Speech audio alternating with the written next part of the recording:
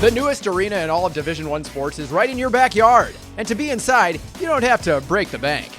With tickets starting as low as $12, you can see St. Thomas basketballs and hockeys in the brand new $183 million multi-purpose on-campus Lee and Penny Anderson Arena for prices straight out of 20 years ago. Proud past and pricing, bright future, and national postseason eligibility for the Tommies. The stakes are high, the setting is state-of-the-art. Get your tickets today at TommySports.com. Mishke here, joining the GL world to pitch my new podcast, which now comes out twice a week, Wednesdays and Fridays. The show features an extraordinary array of exotic circus performers, forgotten Hollywood starlets, reclusive Fortune 500 CEOs, professional taxidermists. Yep, wait a minute, that's a different promo. Where's the promo for GLers? Here it is, let's try this again. Mishke here, pitching my new podcast. We're out of time? Could I do it again? Josh Arnold, investment consultant, brings you Garage Logic podcast number 1633, October 6, 2025. It was 87 degrees on this day in 2007 and 25 degrees on this day in 1873. Do yourself a favor and call Josh Arnold at 952-925-5608 for a free 48-minute consultation. Hail the flashlight king. Hail you! And now, from the mayor's office above the boathouse on the east shore of Spoon Lake, it's Garage Logic with Chris Reavers manning Technology Corner, Kenny Olson from the Krabby Coffee Shop, John Heidt in the newsroom, and of course, the rookie. Here is your flashlight king, fireworks commissioner, and the keeper of common sense, your mayor, Joe Soucheray. We're joined by Jim Rubin in studio. If you watch Precarious State, Jim had a significant role in that documentary about the decline of, actually it was called Precarious State, but I think it's mostly Minneapolis. And Jim had a featured role as the proprietor, Jim, of Mint Properties. Is that correct? That's correct. You got to get really close to the microphone and hold that, get that mic right into your trap there. There you go. And one really important scene was that room you showed Rick Capcella full of Mint Property signs that you had obviously rescued from what? Buildings that were closed? Yeah, we've sold about a third of my properties. So, how did it come to be that you were contacted by Capcella? Well, I've been active in Minneapolis politics for a few cycles now, and am getting more and more active because I'm trying to, as I exit, I'm trying to help the city.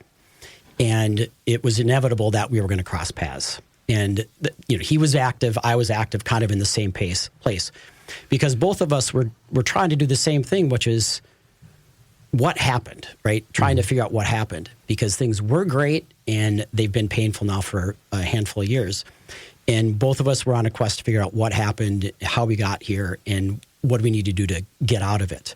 And so that eventually we connected and compared stories, and they were You say what happened.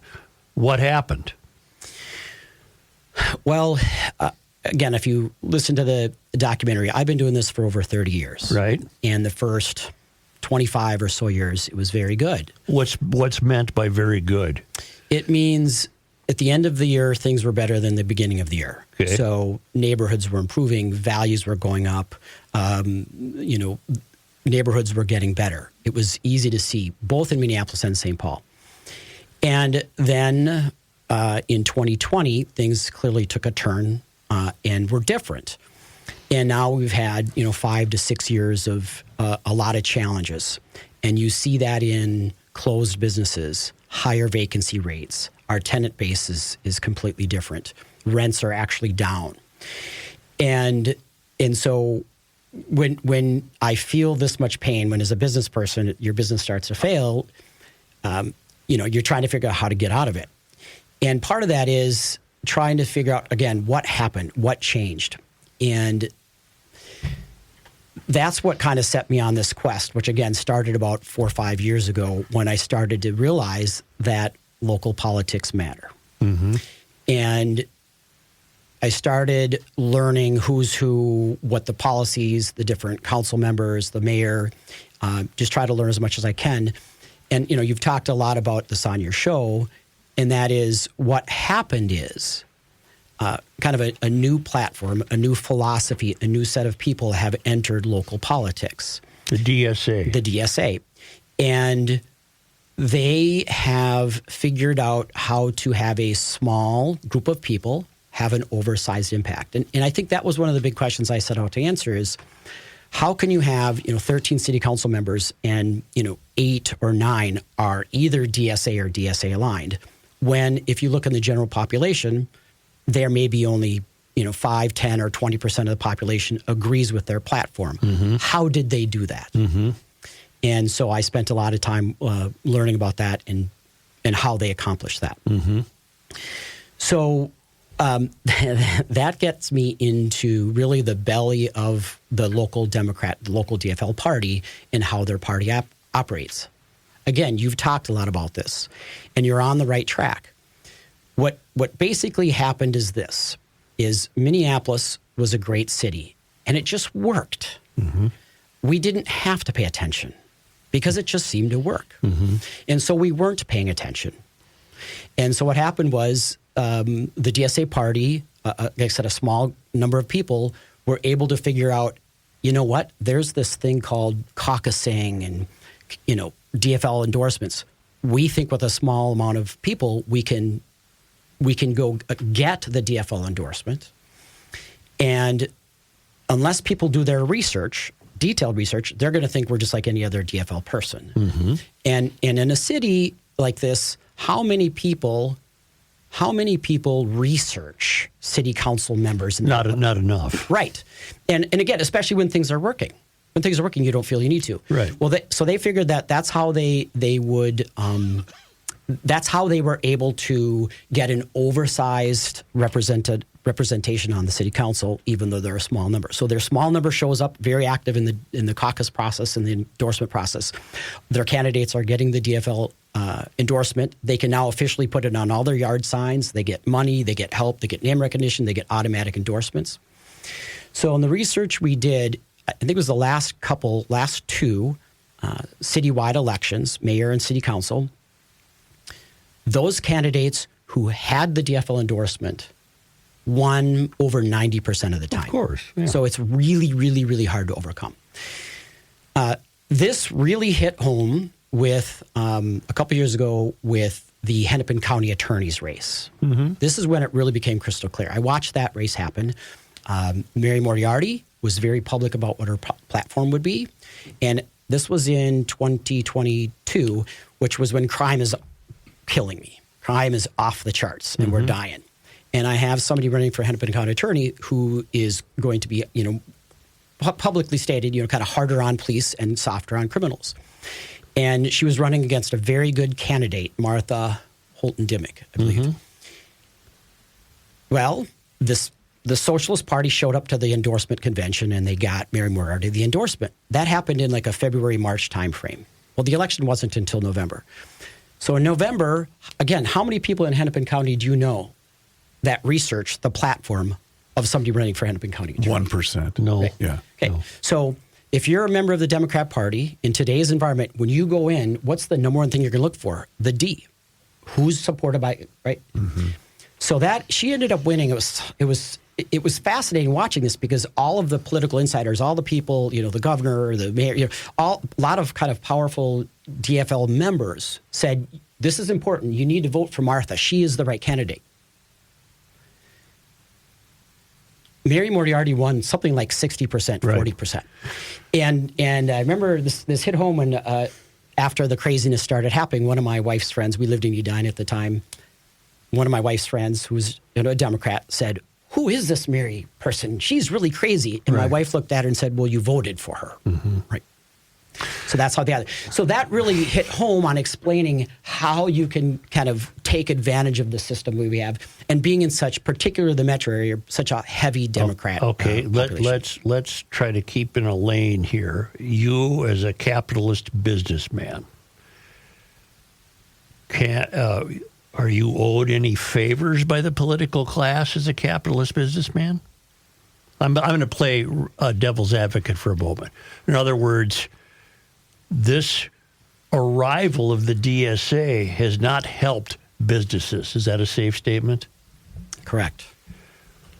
Are you owed favors by the political? Or should you be taken care of by Robin Wansley and Chug Tai more than other people, or you just want a level playing field? Well, it's clearly, you get where I'm trying to say? Yeah, it's clearly the latter. And look, as you know, my space is affordable housing. I love doing what I do. I love buying properties and rolling up my sleeves and fixing them up and making the building better, making the neighborhood better, making my tenants happy, making the city happy. I love doing that. Okay, at your peak, how many properties did you own?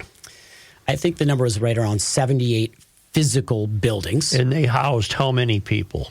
Well, we had well over 1,500 units, so you're probably talking close to 3,000 people sleeping in my apartment city. All right. And things were going well? Things were going fantastic. Until 2020? Correct. And as we know, then COVID hit, George Floyd hit, the DSA figured out how to game the caucus system, on and on and on and on. What caused you to start selling your properties? Okay. So I want to clarify something because I hear what you just said a lot. Oh, it's COVID. Oh, the riots. Really, the key event that turned things was the defund movement. It was specifically that. It wasn't COVID. Mm-hmm. It wasn't even the riots. In fact, we had survived fine, and just after we were doing fine. If you look back, what happened is the vote to defund happened in June. Mm-hmm. About 2 months later in August, there was another set of unrest. And what happened, we're downtown in Minneapolis in particular was hit hard. The citizens realized, whoa, we've lost control, right? Something happened the citizens didn't like, and they tore it apart again. And it was like a light switch going off after the August unrest, where people just bolted. And if you saw in the documentary, I'm at a whiteboard and I'm saying, what happened is once people realized it's unsafe here, anybody who could get out got out. Okay. So our top tenant base, the people who have money, the people who have cars, the people who have friends and family that support them, they left. It was, like I said, like a light switch. They just boom. And over the next several months, we just saw an exodus. So it really goes back to the kind of this anti-law enforcement. Now, that's the number one issue. Clearly, there are other issues, whether it's rent control or regulations or some of the anti-capitalist things to do. That all is important and matters. But the most important at this time is safety. And in fact, it's interesting. I tell people that I've learned the hard way. If you understand Maslow's hierarchy of needs, food, water, shelter, safety. Mm-hmm. Our communities aren't surviving. And the reason I go through all of this is because when you ask about, am I owed anything, all I'm asking for is a safe place to do business. Right. I'm not asking for a lot. I want it to be safe. And I mean, you're right. For the most part, it's like, hey, we just want politicians to leave us alone so we can run our business. We want stability and certainty. But at this point in time, I just want the neighborhoods to be safe again. And that will be the most important thing to do to get us to come back. You're aware that there's some pushback against this documentary, principally by people who are angry that the failures of the DSA have been laid bare, would be my suspicion. And one of the criticisms came from somebody who admitted in his criticism that he didn't see the documentary. So the pushback hasn't been terribly credible. I do think that if there is pushback, it's usually of the Twitter variety, and it's from people who must be terribly angry that the people they've elected are revealed to be miserable failures, inexperienced. They have really no idea how a city is run or how it should run. What do you think the DSA wants? Do they want you out of the city? Do they want people like you to exist? I'm going to largely actually not answer that because it's hard for me to understand what it is they're after when you look at the reality on the ground, right? Yeah. So And that's important because as I've gone through this kind of decision and journey to ultimately leave Minnesota, when I made that decision, I was not happy. I felt bad because, as you know, I grew up here and I grew up in Hastings. Yeah, that's right. And so I was very depressed that it was ending poorly and I was leaving with my head down. And I thought, you know what would make me feel really good is if on the way out, I actually helped get it back on track. So if I can leave it, so this is kind of a personal decision, a personal journey to try to make things better as I go. And so what I did was I kind of stopped and I'm like, okay, think clearly. How did we get here? Oh, okay. They gamed the system, even though they're a small minority of the population. Okay, what are we going to do? Well, let's fight back. So I spent November, December, January, all the way through June of this past year helping a group of people. We got together and we helped influence and improve the whole DFL endorsement process. And we made a difference. We were able to block some endorsements for the bad guys. We were able to get some endorsements for the good guys. So we made a difference. And now I am, again, doing what I can to help good candidates, get the word out, do what I'm doing now, try to explain to people, because to me, it's crystal clear. We can fix this problem and we can fix it right now. There's an election less than a month away. And I guarantee you, if we do a good job, if we get people just to pay attention and vote, we will win. The DSA can't stop us. There's too many people who want this to be better and who want to go back to normalcy. How much worse will it become if Omar Fateh is elected? Well, first of all, if you look at the Minneapolis politics, there's two parts. There's the mayor and there's the city council. Okay, so if they kept the city council and got the mayor, I mean, it's going to be very bad. I don't know what to say. I mean, they're already. You just said it. No, look, you've seen Uptown. The neighborhoods are already shutting down. 19th and Nicollet, it's shutting down. Okay, let me tell you something. Just maybe this is on topic. I went to Uptown Saturday morning on purpose just to see it. Lake and Hennepin specifically is boarded up. But when I got 2 or 3 blocks away, there was life. There was a line waiting to get into a restaurant on Hennepin, maybe 2 blocks. What would that be, about 28th Street? Yep. I think it's called Isle Buns and Yes, very popular. Okay, it was a place. line waiting to get in, and people looked happy, and they wanted to spend some money. And there are other places that were open, but Lake and Hennepin proper is not functioning. That's closed. So I don't know how many blocks you have to get away from it before you find life again. I found life at Isle Coffee and Buns, whatever that is. Yeah, and I'm glad you pointed that out, because I've talked to a lot of people in doing what I'm doing. And I've had many people are just burnt out. They're done. They've already left, or they want to leave, or their business are suffering. It's heartbreaking. And I tell them, I'm like, you know what? Here's the thing. There's a very small set of people that are doing this to us. We can fight back and win. And by the way, the lakes haven't gone anywhere. The parks didn't go anywhere. Oh, there's a sailboat race on Lake Calhoun. Right. And so there are still great things happening. Yes. And so I firmly believe if we can have a great election in a month, right, and we get good leaders in place, I believe the day after the election, it will start. You will notice an improvement, because exactly, there's still some good things. It hasn't all been snuffed out. We haven't totally shut it down. And so to your question of what's going to happen, 4 more, think about this, everybody's going to be elected for 4 years, the mayor, the city council, the park board. If the DSA implements their policies for 4 more years, then there's trouble. Okay, yeah. That's what I say I've said in the video, I said in the QA session, the city can't take 4 more years. The good news is we can win. We just got to get people engaged, educated, and get them to participate in voting. And we will win.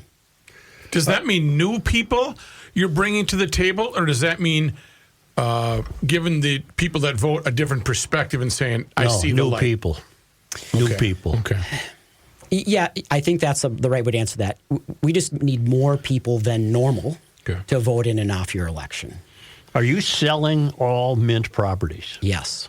and you're moving where? He's a businessman. He ain't telling you. No, actually, it's a good question. So some of this is personal. We had 4 kids who are up and out of the house, and they all 4 are living around the United States. So I feel free. You can take your pick, I suppose. Yes, I do. I will. And to start with, we'll probably be in Florida just to be, my wife likes the warm weather. Yeah. And then, but we're gonna figure that out as I go. We're going to, in real estate, as you sell real estate, you often will buy other real estate with it. And so I am purchasing real estate in other states too. So, are you losing money on the properties you're selling? Depends on your definition of lose money. Okay. So if you look at Minneapolis, of course, the peak value was, end of 2019, beginning of 2020. That was the peak value. Apartment buildings, you've talked, in the documentary, you talked a lot about the office building space. You've seen the impact there. Yes. Apartment buildings, particularly, we're all in Southwest Minneapolis, are probably down somewhere in the 20 to 40% range. Mm-hmm. Okay. And you might think, oh, well, that doesn't so bad. Well, you still have half left, Jim. You should be healthy. Sounds bad to me. No, but here's the thing is, on these buildings, you have a loan that's 50, 60, 70%. So if the building loses 20 to 40%, you're losing all of your value in some cases.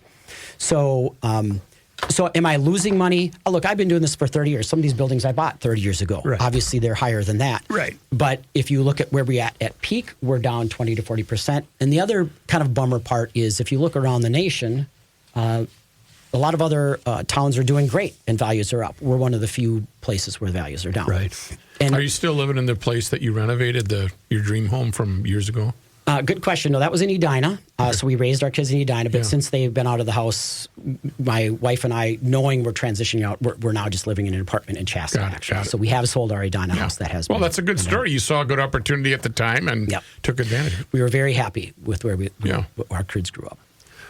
Jim might be interested in this. The Center of the American Experiment is holding an event Friday, October 10 at the Omni Vikings Lake Hotel in Eagan. They're bringing in Michael Schellenberger, author, journalist, and California truth teller, who's going to warn Minnesota that we're too rapidly becoming like California. Schellenberger sounds the alarm on failed policies around crime, homelessness, and environmental extremism and warns Minnesota not to follow suit. The Center of the American Experiment puts on a great event. There'll be a great reception, and on this occasion, beautiful views out there. It's where the Vikings have their central headquarters, and a great message from Schellenberger. It's Friday, October 10, Omni Viking Lakes Hotel. Get your tickets today at AmericanExperiment.org.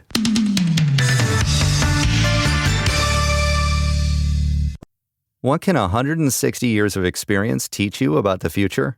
A lot, especially when it comes to protecting what matters. At Pacific Life, we've helped people and businesses confidently embrace the future with life insurance, retirement income, and employee benefits. With strategies built on strength and trust, and a promise to be here for you today and tomorrow. Ask a financial professional how Pacific Life can help you today. Pacific Life Insurance Company, Omaha, Nebraska, and in New York. Pacific Life and Annuity, Phoenix, Arizona.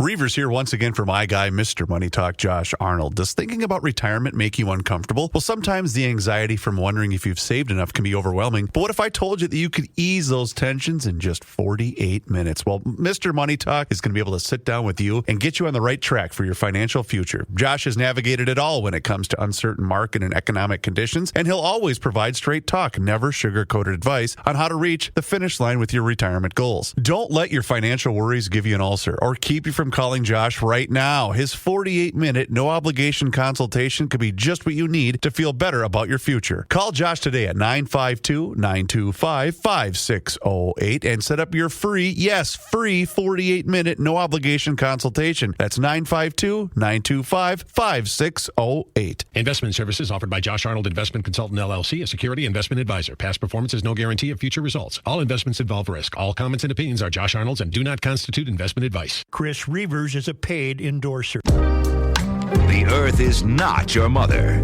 The Joe Souchere Show. Well, I road tripped the Polaris Ranger into town yesterday to fill her up with gas, and that headwind. The old gal was struggling more than usual, so I put in the 91 octane, then added, I'd say, a little less than half a can of Seafoam engine treatment. Went out again immediately into the headwind for a test drive. I'm happy to report the old gal is back to her former glory, even with the high hours and millions of miles. That's a relief because my mechanics, they can see me coming. They love giving me the needle for being so hard on equipment. And that's what Seafoam does for us. It keeps the cylinders, the carbs, the injectors, ports, passageways, all of that. Keeps it clean and happy, keeps your equipment out of the shop in those judgmental eyes of your mechanics. Try it. I promise you, it will help those cylinders. A local company with a global reach and a true savior in a world of bad gas, Seafoam. We're speaking with Jim Rubin, who, unfortunately for residents of Minneapolis, is going to be moving his operations. He owned buildings called Mint Properties. You've probably seen those signs around. I have. You've opened my eyes to something. You contend, and I can understand that you think the most critical element contributing to the downfall has been public safety, or the absence of public safety. Without question. And one thing we know for sure from the DSA platform, which they're now scrambling to hide from the public, they're revising much of it. They're eliminating lines in it. They're lying is what they're doing. They call for no police, no prisons, no jail. So, see if I can put this question together. They are not amenable to a businessman or a woman who wants to hustle and make their fortune in Minneapolis, playing by the rules. You know, you didn't do this out of the goodness of your heart. You may have many charitable intentions, but you got into this business to make money. This is what you did for a living. You put together great places for people to live, and apparently you kept them up, and they were responsible places. And you really couldn't come. All you were looking for, in other words, correct me if I'm wrong, but all you were looking for was to work in an environment where public safety was anticipated. I don't think that's asking too much. I don't either. But it came to the point where you could not anticipate the public safety. Yeah, I mean, correct. You've seen the documentary. Tell us about the documentary where the cars were in a line for drug dealers. What was that part of the film? So, all right, I'm glad I have a chance to talk to this a little bit. As it relates to public safety, I kind of have two big ways I look at it. Okay. So you have 19th and Nicollet, which is a couple block area where I would say it's gangs have taken over. Actually, I've been told it's an amalgamation of gangs. Actually, a couple gangs, 2-3 gangs got together and said they're going to share the area, and it started primarily in early spring of 2021, and it starts around 8 or 9 in the morning, goes to about midnight, 7 days a week, every single day of the year. The difference in the winter is they sit in their cars versus now they're standing on my front step. There's anywhere from 2 to, I kid you not, 30 people that will just stand there all day and loiter and deal drugs. And then, of course, with that comes other things like drinking and smoking and fighting and loitering and trespassing and you have apartment buildings there. They are on my front step. Yeah, they are on my front step. Okay, so they've taken over a couple square block areas at 19th and Nicollet, and their main hangout is on my front step. And on average, about every other month, gunshots go off. So I think you heard in the documentary, I think there were 4 homicides within a few feet of my building. And obviously, that has an impact on my business. I feel most bad for my tenants and for my employees, okay? So think about the maintenance person you want to send over there, fix something that has to walk through it. Think about your leasing agent who's trying to show something. So I've had to struggle with this. I've talked, again, you heard me particularly in the Q&A session where I've talked to the mayor, I've talked to all levels of MPD. Who's the council representative for 19th and Nicollet? It's actually right on the border, and it's between Ward 6, which is Jamal Osman, and Ward 7, which is Katie Cashman. Did you get help from either of them in this regard? We have tried, and there may be some good intentions, but the bottom line is nothing significant has been done to help. Because their help would be in the vein of improving public safety, funding police. Yeah, you're right, but you skipped a few steps there, right? Okay. So you start with what can be done with the tools we have. Okay? Well, again, I mentioned in the Q&A session that I've gone through everybody in the city. One of my last meetings was with Chief O'Hare, who I think is doing a great job. I really like. He was very honest with me. He said, I introduced myself. I explained the issues. And he goes, Jim, I know what's going on. I'm fully debriefed. I'm aware of all these issues. And I'm sorry to say, but we don't have the tools. We can't solve that problem. Given the staffing, given the tools of engagement, given our leadership, we are unable to dedicate what needs to be done to snuff that out. And when you think about that, that's pretty amazing where your city can't. The indication we're getting is they are unable to help kind of take care of that issue. So on the way here, I drove by, and I think there were 7 people there standing dealing drugs. So I tell the audience, you could see 19th and Nicollet, go east on 19th. It's all day, every day. Well, and it's one thing for the police chief to say that. It's another thing to understand that the criminals all know this. Yes. We have heard kind of through, intermediaries that, they're there because they're allowed to be there. Right. Yeah, largely. Okay, so we have that issue where it's a very bad issue, just indicates how difficult this is for MPD to solve these problems, given the hand they've been dealt. Separate from that, another thing to keep in mind is throughout all of our portfolio, throughout all of Minneapolis, there's this thing I call livability crimes. Right? So the way I explain this to people is, I say, it feels like we have no law enforcement in Minneapolis, and people are like, "Oh, you're ridiculous. You're being silly. We heard statistics are getting better." And I explained, well, here's the thing is the police do a lot of things. It used to be they would do a whole array of things, anywhere from the lowest level, getting a cat out of the tree, to the highest level, multiple homicide, and everything in between, right? Well, as the numbers reduced and as they the rules of engagement were taken away, as their job got harder, they just kept raising that bar and doing less and less. So if your bike is stolen, they don't come. If your car is broken into, they don't come. If there's a person trespassing my property, they don't come.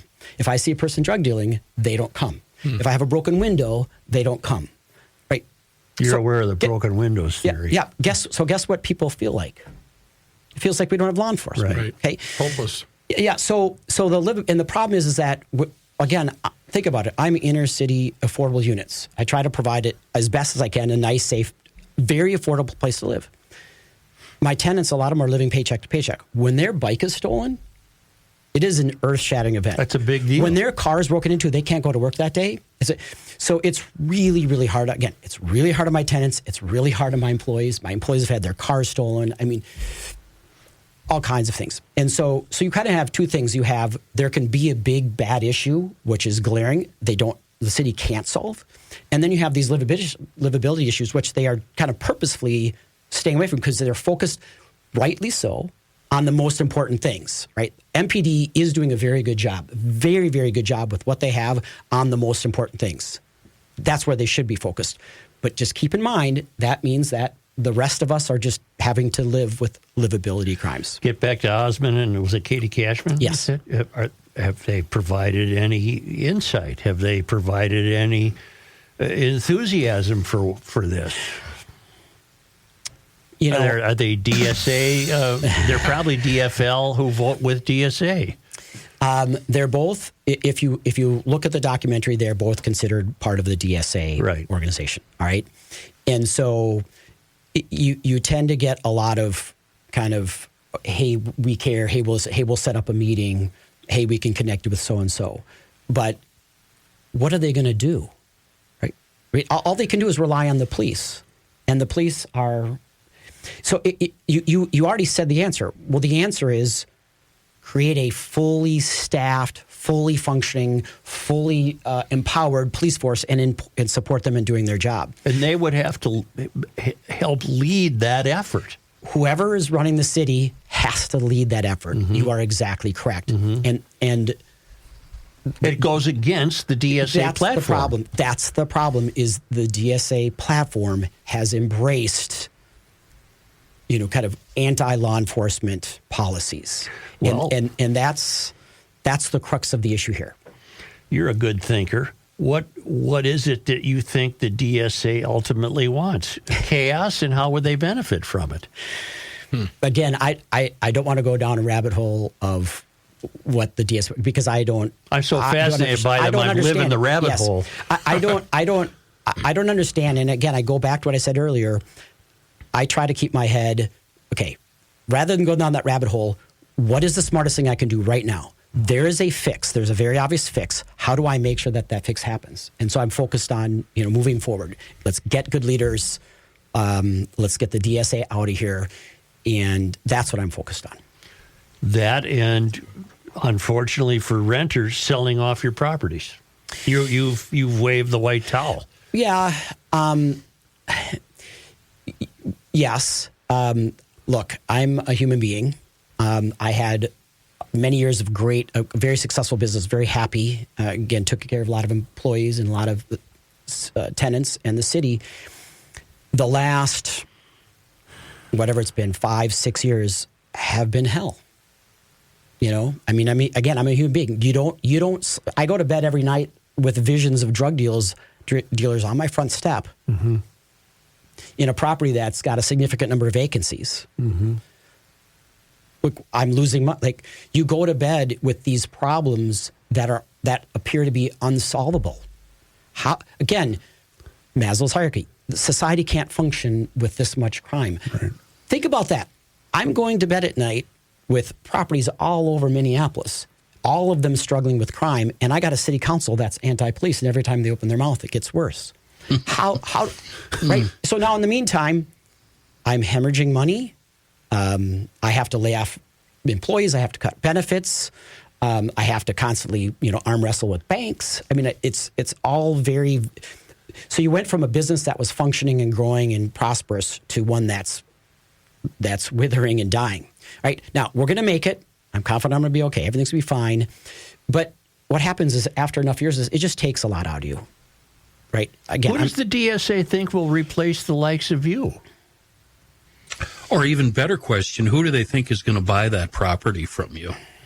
Well, so those are two separate questions. Again, without going down too much of a rabbit hole with the DSA, I think part of their kind of belief or part of their platform is they want more like subsidized, government-owned, nonprofit, right? More of that, right. Okay? Which is a fair dialogue to have. We could do that analysis and see if that makes sense, right? But I think that's generally their thinking. As far as who buys this, again, Minneapolis is still when we talk to people buying our properties, it still is a fantastic city. Mm-hmm. It still has all the things that make it great. And I guarantee you, we get good leadership, it will come right back. And everybody knows that. So there are some new entrants coming into the game. There are some very experienced, very smart people who are buying now. Mm-hmm. I've been doing this over 30 years. I tell people honestly, it's literally the best time to buy because the deals have never been this good. Mm-hmm. Yeah, you get the IDS tower for about $6 million. Yes. But I tell them, you're taking a risk. Yeah. You're betting that the city's going to turn around. Yeah. So if it does, you hit a home run. If it doesn't, you're going to just be having a hard time. Right. Jim, I'm looking at your property on 19th, and it's got what we would call curb appeal. It's a good-looking building. You've got a little courtyard there. The building is U-shaped. Is it an old building? It looks old, and all the brick is very clean. There's no graffiti. The courtyard has a green space, shrubs and trees and whatnot. It's a very attractive-looking building. It's got curb appeal. I'm guessing these gangbangers run that whole street, 19th, between Nicollet and First, huh? Nicollet and First, and actually over to Stevens, yes. Yeah. And then Stevens Square, is that still Needle Park? Is that still L? It was when I was there. If I could make a comment on that. So in the middle of one of my neighborhoods I'm in is Stevens Square neighborhood, right? Okay. Yeah. And in the middle of the neighborhood is a park called Stevens Square Park. Yep. And when a lot of issues were hitting Minneapolis, that park was very, very bad. It was overrun. There was some homeless. And I'm just going to put in a little plug for somebody. Way back, about 4 years ago, the park board was mishandling the parks, if you recall. And we got a good park board in place in the last 4 years. They've made a lot of progress. So back 4 years ago, I helped Elizabeth Schaefer get on the park board. And I kid you not, I don't know if it was a month. She got on the park board. That park was cleaned up, and it's been beautiful ever since. Oh, good. The park is fantastic. Mm-hmm. So a little plug for Elizabeth Schaefer. She did a fantastic job on the park board, and I have firsthand experience. Good. That's a ray of hope. Yes. Oh, yeah. Yeah. No, so the park is great right now. It's great. Now back to Dealer's Court, right out in front of your nice. Okay. They renamed it.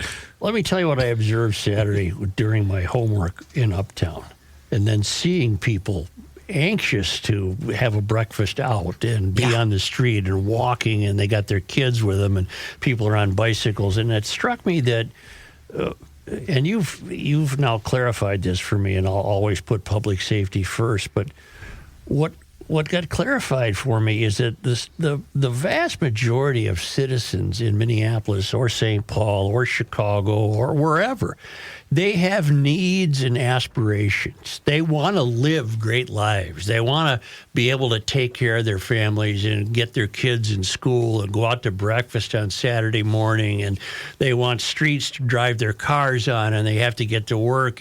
And we're politically led by people, but principally the DSA, who either isn't interested in those needs and aspirations or finds them somehow at fault. They shouldn't have those needs and aspirations. They should be collectivists or redistributionists or whatever. We don't care. We don't care if Bill and Mary and their 3 kids are going out to breakfast. We don't care if they have a place to do that. That's not what we're about. That's all the further I've gotten with this so far. I got to keep going. But that's what I sensed Saturday. There are people just anxious to just, let's have our lives. Let's have our lives. And the outfield fences for that keep getting shrunk on them. They keep getting squeezed by that. Am I on the right track? Yeah. Well, again, you look at their policies, and you look at where it's gotten us. Because now we've had these policies. It really started with the 2017 election, but they really ramped up in the last few years. You look at the end result, which is uptown and crime. Regardless of what their intentions are, they're not doing a very good job. No, they're not. Right? So sometimes I might get into a discussion with somebody who thinks those policies are good, or they want to take that point of view, and I'm like, okay, we've had several years of it, and look at where we're at. Right? If you're in a company, or even if you're a politician, if you have very poor results, someone else should. They're not. They're failing at whatever they're attempting to do. Unless this is what they're attempting to do. Unless this is what they're attempting to do. Right. Which, again, you could argue. You'll have to maybe get a social on here. And they won't come on. I want them on. I would love to talk with them. Yeah. They won't come on. Yeah. So, but again, I remind you, we're talking 8-ish, 9-ish people on the city council, and we're talking a handful of thousands of people that like this. Yeah. Okay. And that's why I try all the time is people get very defeatist. Like, let's not let them beat us. Like, we can win this, right? So let's just extract this problem, move it off the side, and get back to the way we want things. How soon before you literally leave Minnesota and you're no longer living here? Years. I'd love to have you back in around the election time. Yeah, years. Okay. Yeah, no. So, like I said, I've successfully sold and closed about a third of my properties because, again, I am not going to. I'm trying to have the strength to keep fighting through this, and I want to hold on until the values have rebounded somewhat, right? So I'm not going to sell at the bottom, right? Just like with a stock, right? Yeah, it went up, it came down, right? And I feel like now we're about as low as we're going to go, especially if things go well in November.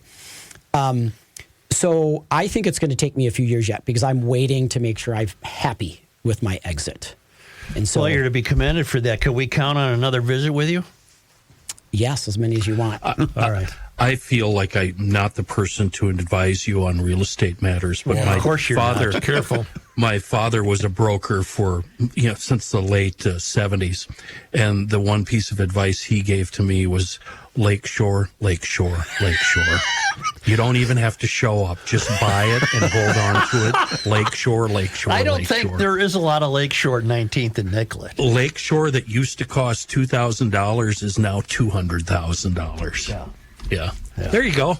That's been Kenny's real estate corner. Jim really appreciates that. You're welcome, Jim. Jim, I can't thank you enough, and let's do this again. Oh, I'd love to. We'll do it again around election time. Perfect. Is that a good time? Yes, All right. absolutely. In the meantime, Jim, I hope you got a good garage door guy for all your properties, because Precision Door would help you out quite a bit, because they have a noisy door tune-up special right now. So you got all these drug dealers that screwed up your garage doors, and it's making a bad noise. You can call Precision Door and get the noisy door tune-up special, or get a new door, $100 off a single door for GLers, $200 off a double door. They send out the designer. That consultation is free.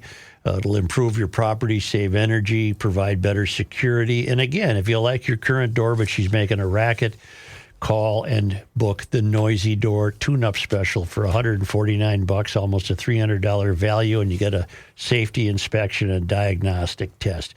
Book online at precisiondoormn.com or call Precision Door at 612-263-6985 to schedule your free on-site new door estimate or book a Noisy Door Tune-Up Special. Thank you very much, Jim Rubin.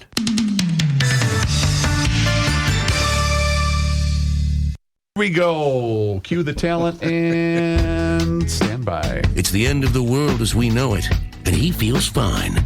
Joe Souchere. Let's talk about my friends at Awaken 180 Weight Loss and awaken180weightloss.com. Here's the deal, ladies and gentlemen. If you are ready to make that transition and live a healthier life, then I cannot recommend my friends at Awaken 180 Weight Loss highly enough. Here's the deal. There is no fasting. It's eat to lose weight, and it's a solution that has worked for over 800,000 people. No medications, no workouts are required. Of course, you're welcome to do that, but it's a clear daily plan. There is no complicated tracking or counting. It's a very convenient and easy-to-use app that also includes one-on-one weekly coaching for accountability and also adjustments. And your coach is even going to be able to help you pick out restaurant menu items.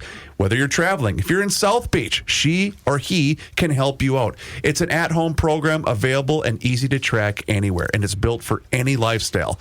Busy schedules, likes, dislikes, it's adapted to you. You can still go on vacation. You can still go out. You can still tailgate. You can still have drinks. There's thousands of recipes so that meals don't feel like diet food, and your energy level is going to increase. It's fantastic. So go online today, awaken180weightloss.com. That's 180, or you can schedule your consultation today by calling 844-346-1800. And please do me a favor and mention that you heard about them on the Garage Logic podcast. Jim Rubin wanted to mention a website. We've talked about these people before. All of Minneapolis, MPLS, all of MPLS, one word, .org. These are the people that said they'd come on with us, and I have Karen Birkeland's number. I'll call her again today. And if you go to their website, Gabe, what did you find? They only favor one current incumbent, and the rest are new candidates. Jim's right. If you don't beat the DSA, the city will continue to fail. And that's 4 years that they're locking. So you're already working to 4 years down the road. But Minneapolis citizens need to wake up. Yes. They have to understand. And public safety, we're going to talk about that again and more in a moment. But for a guy like him to say the city will not survive, that means something. He's been here forever. The American ideal can't survive the DSA. The DSA's platform is antithetical to it's the mystery. The DSA platform is the mystery. Here is John Heidt in his newsroom. Thank you, Joe. This news is brought to you by North American Banking Company. One traffic note of sorts, the John Ireland Boulevard Bridge over Interstate 94 in St. Paul closed starting today, and this will be a lengthy rebuild project. The bridge likely will not reopen until August of 2026. The bridge spans, I was just going to say, it's already been closed, hasn't it? I just went that way the other day. No, it's not closed. It was closed for the marathon, maybe. Time out. I guess we shouldn't mock if they're performing maintenance on a bridge. Well, whatever. Yeah. There's no traffic there anyway. The bridge spans I-94. What? Back up. Say that again, Joe? There's a lot of traffic there. It's going to be inconvenient. That's what I thought you said. There we go. The bridge, which spans I-94 between Kellogg Boulevard and Rice Street, is being taken down and rebuilt. It's all part of the ongoing project to repair 9 bridges over I-94 and I-35E in St. Paul. Well, when we rethink I-94 and build that nice park, that'll be helpful. That'll be fun to have that bridge. Yeah. There's another meeting coming up soon. Yeah.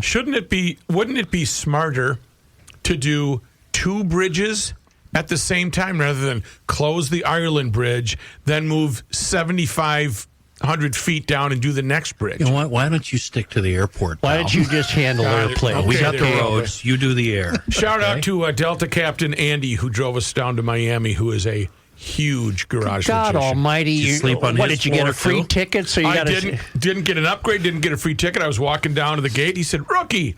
He said, "I'm a huge GLer. Where are you going?" "Miami." "I'm flying you down there." All right, you got there, so that's good. Here we go with John Heidt. 10 days after the first debate amongst Minneapolis mayoral candidates, 4 of them squared off again this morning. First class. Incumbent Jacob Fry, State Senator Omar Fateh, Reverend Dwayne Davis, and Jazz Hampton participated in the second debate. It was hosted by a local retirement community. I have not seen any write-ups, but I did listen to about the first 40 minutes, and then I had some stuff to do. I had to quit. I don't think we heard anything that we haven't heard before from the first 40 minutes of the debate. Let's tell the GLers about a very, very fun quiz they can take. Oh, yeah. I go to the Sahan Journal every day because they have some pretty good info, but today they have Who is Your Mayoral Candidate quiz, and they have quizzes for both Minneapolis and St. Paul, and the answers are so skewed that it's hysterical. And when you find your results, I promise you, you'll have a belly laugh. And don't go thinking the answer that you truly want to give is going to be on the screen anywhere. Your answer is not going to be there. All right, so but I took the test at your suggestion. Yeah. And I'll tell you who I'm supposed to vote for if I lived in Minneapolis as the result of this test. Dwayne somebody. See my result. Dwayne Davis. Mm-hmm. Yep. My answers were a 60% match to the way Dwayne Davis thinks, followed by my answers were a 53% match to Jazz Hampton. Yep. Nowhere on here is Fry. Was Fateh on then there? Brenda Short, and then Omar Fateh. Mine was Dwayne, Jazz Hands, Omar, and no Mayor Fry. Where's Fry? The guy's not What'd even you on get, the... John? Mine was also Dwayne, and that was followed by a 3-way tie with Brenda, Jazz, and Omar Fateh, weirdly enough. Oh, this is obviously this is rigged. You know what? If you want to have some fun on the internet, go take the test. It's a lot of fun. Yeah. So all of us, none of us received Jacob Fry, right? In any form. In any form. I didn't get him. Yeah, me neither. So anyway, sahanjournal.net, org, com? One of those. I don't know. Charges have been filed against a man for allegedly starting a fire that killed 1 person in Minneapolis last week. 41-year-old Andrew John Neitz is facing 1 count of second-degree murder, 1 count of first-degree arson. On September 24th, the Minneapolis fire crews responded to a house fire on the 900 block of 22nd Avenue Northeast. Just before 11:20 p.m., 1 man found dead inside, 3 other people displaced. According to court documents, Minneapolis police learned from residents of the multi-unit building that they saw a man later identified as Neitz at the victim's residence. Witnesses said Neitz had previously threatened the victim multiple times, including threatening to burn the house down. One witness said he saw Neitz at the victim's unit at about 8:30 the night of the fire. The witness added that Neitz and the victim would often fight when they drank together. Multiple witnesses told authorities they saw smoke and flames coming from the unit and that the victim's vehicle had been parked outside the building before the fire but was missing afterwards. The criminal complaint says investigators talked to the victim's mother, also the owner of the building, who said that Neitz and her son had been friends growing up, but they had a history of physically fighting each other. She said she had previously rented a home to Neitz but had to evict him due to drug use.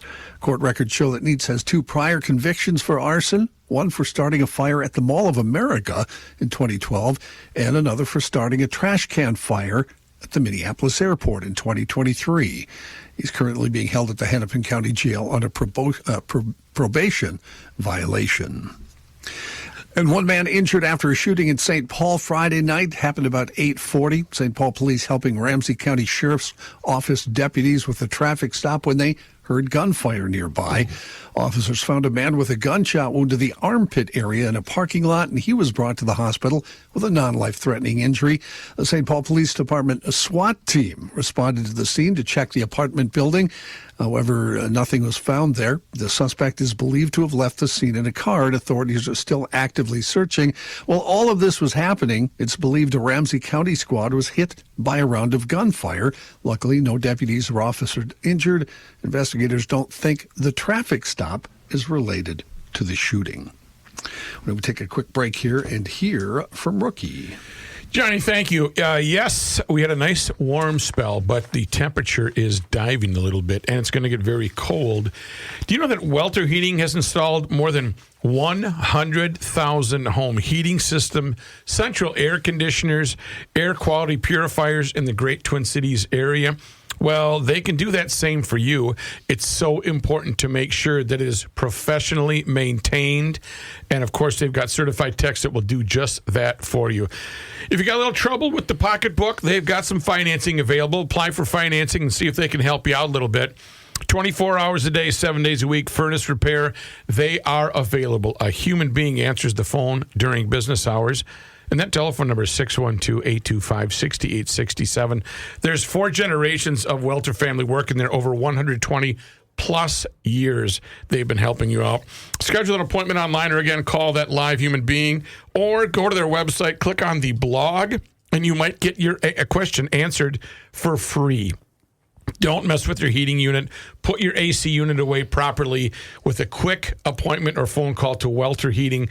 They're online at welterheating.com. This winter, warm up your shelter with the fine folks from Ray N. Welter.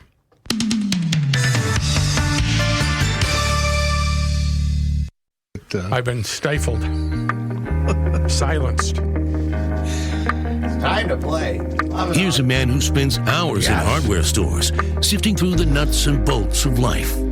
Joe Souchere. Let's talk about North American Banking Company. You know, they have been at it since 1998, and way back then, they made a promise to deliver a better banking experience for their customers, where you know your banker and they know you. And that still holds true today, and you get that feeling anytime that you walk into any one of their 6 Twin Cities locations, whether it's Roseville, 50th in France, Hastings, Woodbury, Shoreview, and Maple Grove. It's banking done differently.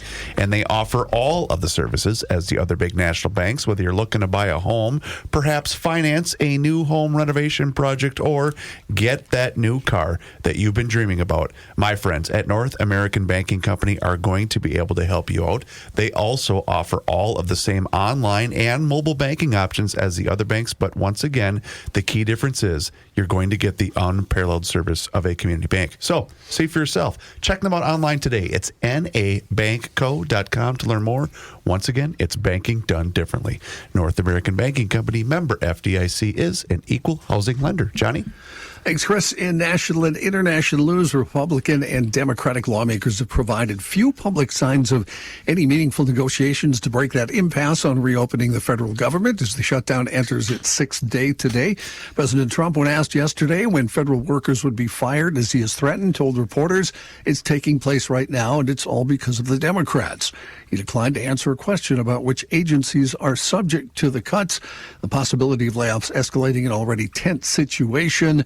Republican and Democratic leaders have been holding almost daily briefings as they frame their arguments and try to shift blame for the shutdown.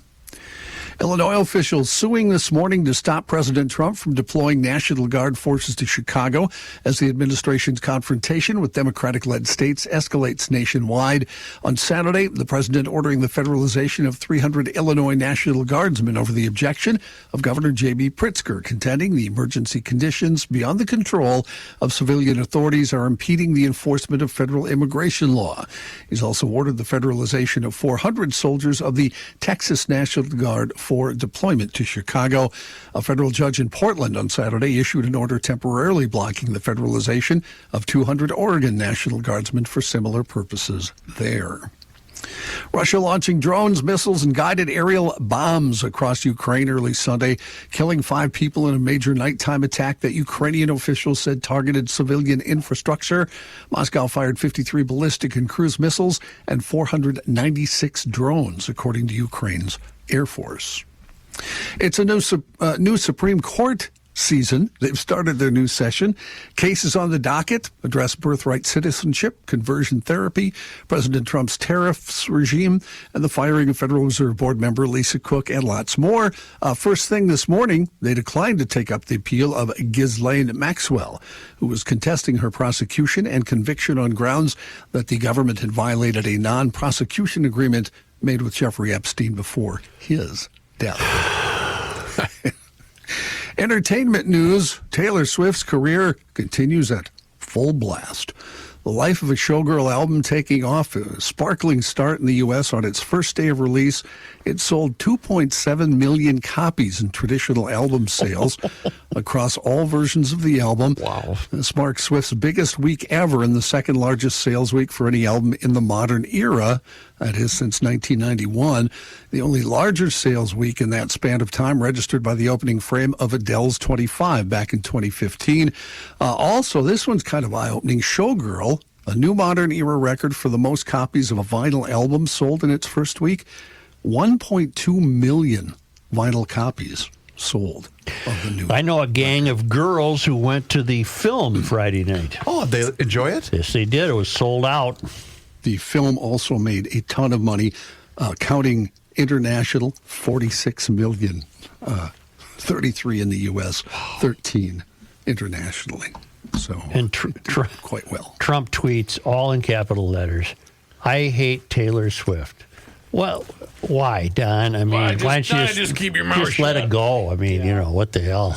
Remember, a couple of months ago, he also said, boy, her career sure has gone in the toilet since I talked about her. Oh, well, not really, Don. I would tell Don he should shake it off. Yeah, Don.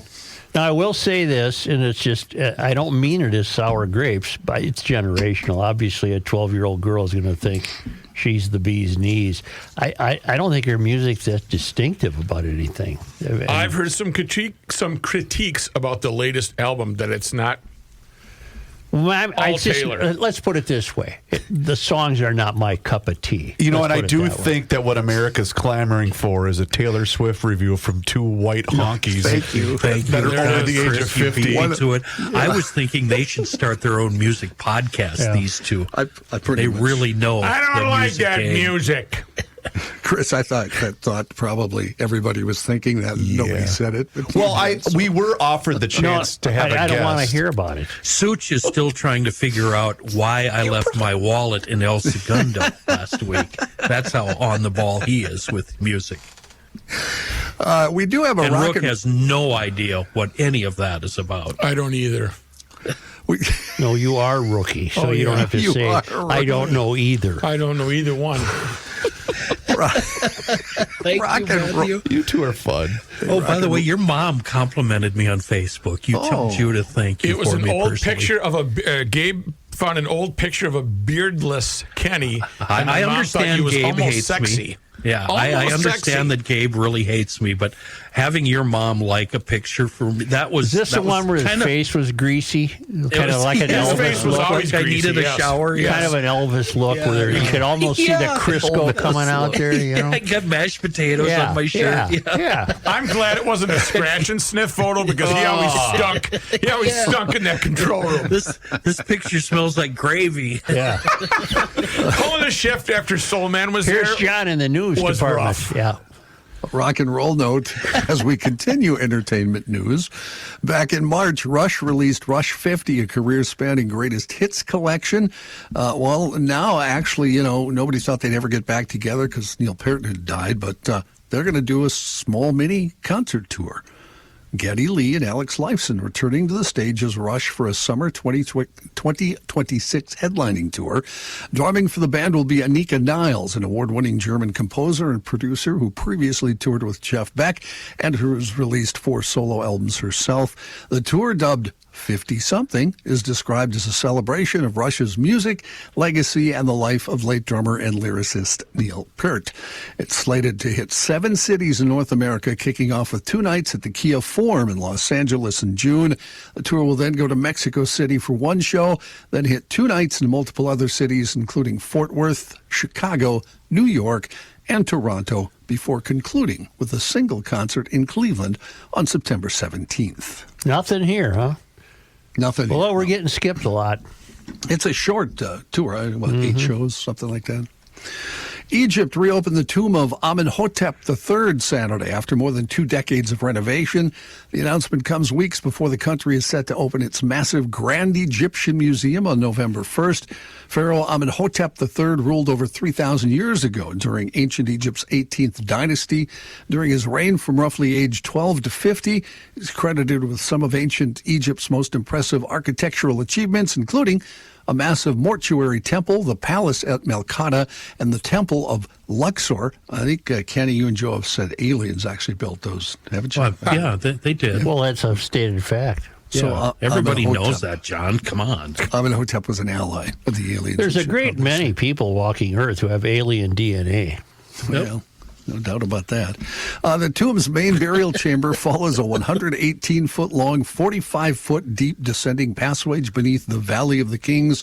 Its inscriptions include scenes from the Book of the Dead, designed to guide the deceased through the underworld. Mm-hmm.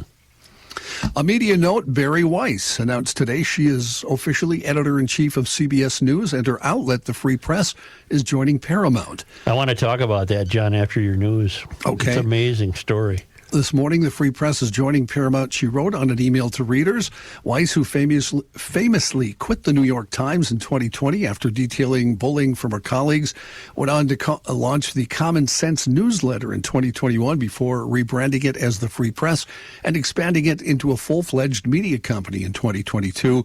Weiss and the Free Press have long been rumored to be coveted by Paramount's new owner, David Ellison, and the pact is now official. Does that mean the Free Press is going away? No. It'd still be there, and she said this morning she'll probably still be working herself on some stuff for the Free Press. So, and let's see, let me find a fun kicker, huh? Since all these stories change gears a little bit. You know what? I don't have a fun kicker. Let's go with. That's all right if you don't. Let's go with American distillers are having an issue because Canada's still not buying the whiskey. Exports had plunged 85% earlier this year during the big brouhaha about tariffs. Kentucky craft distiller Tom Bard said, even though things have eased up a bit, we still are not back on the shelf in Canada. Probably won't be for a good long while, he said. The majority of Canadian provinces continue to ban American spirits from shelves, though Canada removed its retaliatory tariff on the products weeks ago. There's another nagging concern that consumer reaction to the trade conflicts could curb the international thirst for American spirits in key markets. Extra is ordinary in Sioux Falls. Just look at the numbers, including a business-friendly tax environment. There's no personal or corporate or state income taxes in Sioux Falls. Sioux Falls is growing. It's got a great, well-educated workforce. The cost of living is low. In other words, everything's the opposite of here. And with a central location and developed industrial parks, so is the cost of doing business. Contact the Sioux Falls Development Foundation. They'll help you set up a site for your perfect business, the expansion, moving, whatever you need. Voted by Forbes magazine as the best small city for business and careers. As I mentioned, no state, corporate, or personal income tax, no inheritance tax, and no limits to what your business can achieve in Sioux Falls, South Dakota. Find everything you need at SiouxFallsDevelopment.com. mastersmaples.com.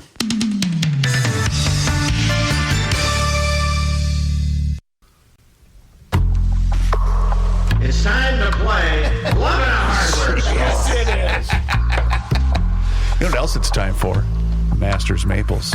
At mastersmaples.com. That's a good syrup. I got an email from somebody, Carol. She said, Reavers, you never talk about where to get Masters Maples. Well, thank you for mentioning that, Carol. All of your Fratelloni's Hardware and Garden Stores locations now carry all of the products from our buddy Ben and Masters Maples.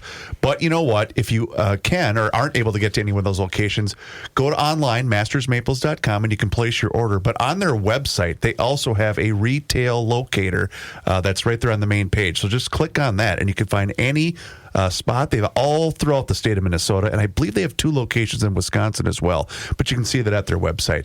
It's the best 100% pure maple syrup that Minnesota has to offer. It's like I mentioned, Ben. He's a loyal GLer, and he created this animal 12 years ago, and it's wonderful. They've also got the pure maple sugar. They also have the sweet and savory seasonings and rubs, but it's all there for you. So just go online, mastersmaples.com, place your order, and if you're in that area, stop by and say hi to Ben, and make sure that you mention that you heard about Masters Maples right here on the Garage Logic podcast.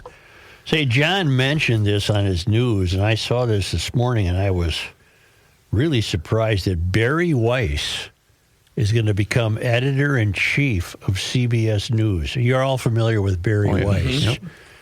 Remember, she was an editorialist for the New York Times and began to understand and realize how insulated they become from the rest of the United States. And didn't we have her on? No. Oh, I thought we did. Tried, probably. Okay. But she had common sense. No, we did. I thought we did, too. Barry Weiss. We did. Maybe we did. She was so disinterested in everything you said and couldn't wait to get off the phone. No, you're thinking of somebody else. You're thinking of the woman who wrote about other people. Guns, Heather McDonald, I think you're thinking of. Oh, I swear it was Barry Weiss. I'm going to look it up the archives here. Hang tight. Well, can I finish praising her? No, you can't. So who's David Ellison? Look that up, John. He owns Paramount. Yeah, he just bought Paramount must own CBS. Right? Yeah. Okay, well, but this would be like if the Star Tribune named me as their editor. This is shocking. Don't you remember the brouhaha with Paramount and CBS, and that's why 60 Minutes caved and paid Trump $16 million? Oh, yeah. Apparently you didn't follow any of this, huh? Yeah. Well, is that the same lawsuit where they completely fabricated the interview with Kamala Harris? It wasn't fabricated, but I don't want that discussion now. Thank you. Well, it wasn't fabricated. It was edited with a piece. With deception. her to favor her. Correct. It was edited. Joe, this doesn't make sense to me. Either, because Barry Weiss she could have GL genes. She could, but why would she want a parent company that might be dictating the way she would run what used to be her own deal, right? How about $150 million? Yeah, that's why. They're paying her $150 million for her company. I don't know, Barry. Okay. Well, the storage wars guy. What's going to be interesting is watching CBS Evening News 6 months from now or a year from now.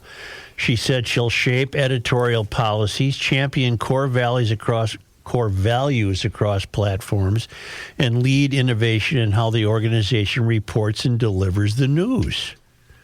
This is amazing. I think I found something. What's that? AI. August 22nd, 2022. I don't like AI. I read a long piece about AI in the Saturday Wall Street Journal. The AI movers and shakers, the true believers, what they think is terribly unnerving. What they think is that AI is just the next evolutionary step of creatures on Earth. In other words, they think humans have exhausted their reason for being, and the next thing will be AI, will be artificially intelligent creatures who... Meaning if we run out of food, they'll be able to withstand... Well, that'll be their problem. For all I know, they won't need to eat. Somebody's got to plug them in. Well, they're not. They have no organs. They have no soul. They have no heart. But somebody seriously has to program them or plug them in. Well, these true believers, the freaks, think they'll just take over and eliminate humans, finding humans to be unnecessary. We had Barry on August 22nd of 2022. And I disagree with Kenny. I don't recall her being disinterested. I believe, though, what happened was because she was doing kind of the round robin deal, and we only had like 8 or 10 minutes. Yeah, You can't really get into it at that point. In any event, she's going to be the boss at CBS, and that's in the media world. This is earth-shattering news, and she continues to lead the Free Press as CEO and editor-in-chief.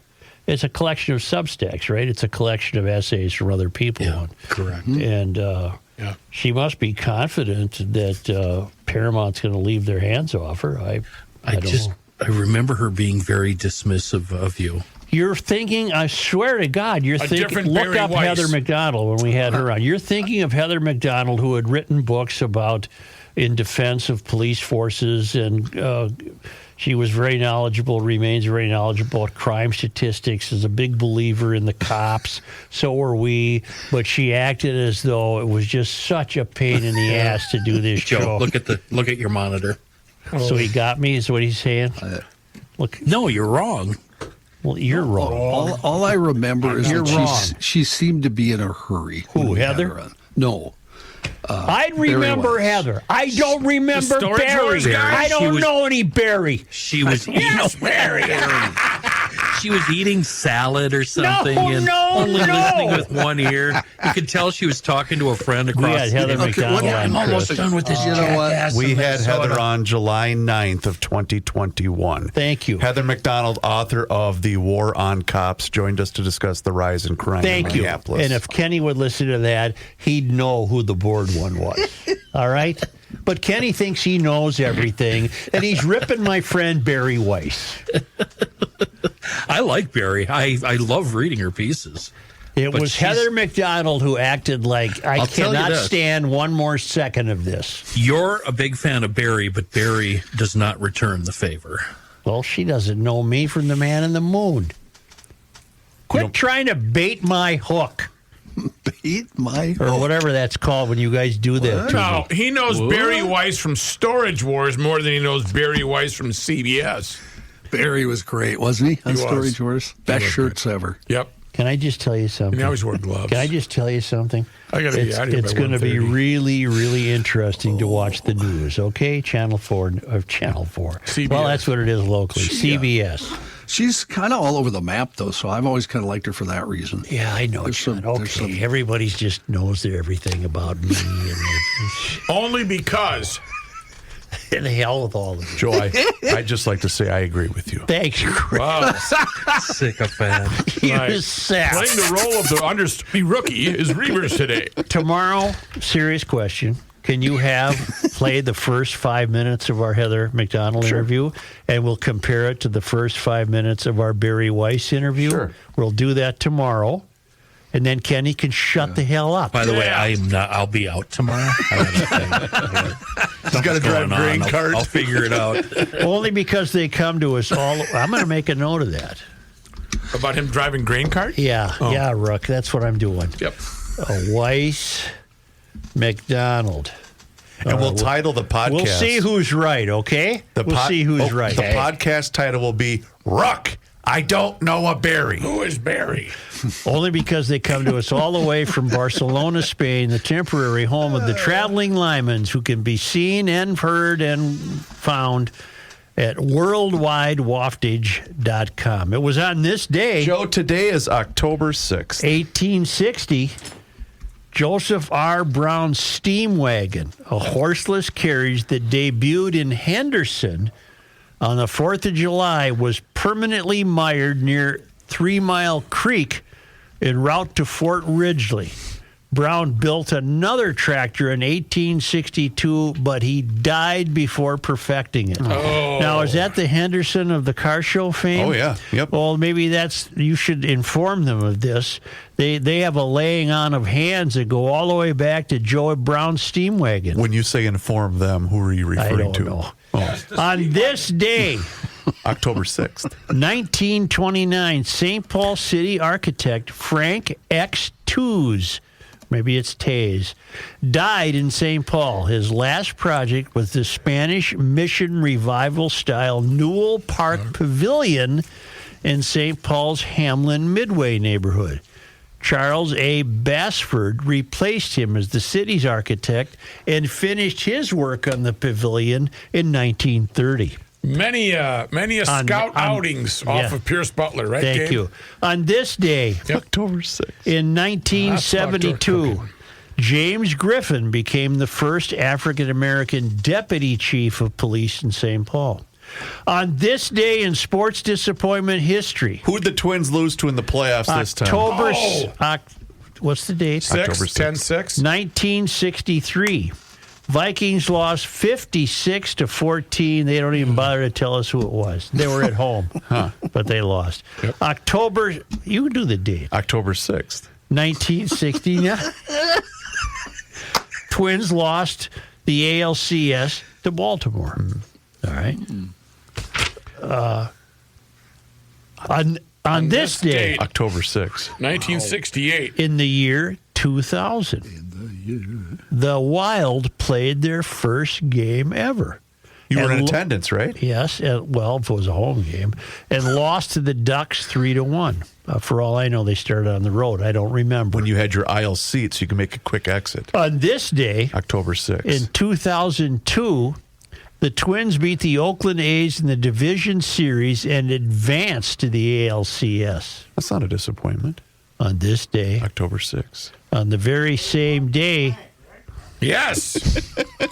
I don't know what he said. I don't know either, but he thinks he can be heard from the other room. Just say yes. On this day, October 6th. In 2002, on that very same day, during the post-game celebration, Carl Pohlad finally admitted volunteering the team for contraction. Oof. That's why it was a sports disappointment. That's going to hurt the grade. On this day, October 6th. 2005. Oh, the Love Boat. The Love Boat. Promise is something for everyone. Cruised on on Lake Minnetonka. And they had to import their strippers. Ours weren't good enough. Right. And finally, on this day, on October 6th, very next year in 2006, the Twins were swept by the A's. And sept. And the ALDS 3-0. Thank you, GLers. Say, GLers, we got the party at Shamrocks. I got Suchi's credit card, so the wife's birthday dinner is going to be after 8 o'clock for $1 burgers. Can I get that card from you? You're out of your mind to say that. No, you were stupid. Is that really? To get your credit card? Well, you ain't getting it. Come on. Hey, do us a favor. Hit subscribe on the Garage Logic YouTube channel where you can join the 18,000 subscribers that we have now eclipsed. Just search Garage Logic on YouTube where you can watch the show each and every single day. You can also see full segments. There's video shorts. There's also behind-the-scenes footage, but it's all there for you. Just search Garage Logic on YouTube along with all of our social media channels, which includes Facebook, Instagram, and X, and also sign up for the Daily Logician. That email comes right to your inbox each and every single day and includes the most recent episode of the podcast. Find out more and sign up today at garagelogic.com.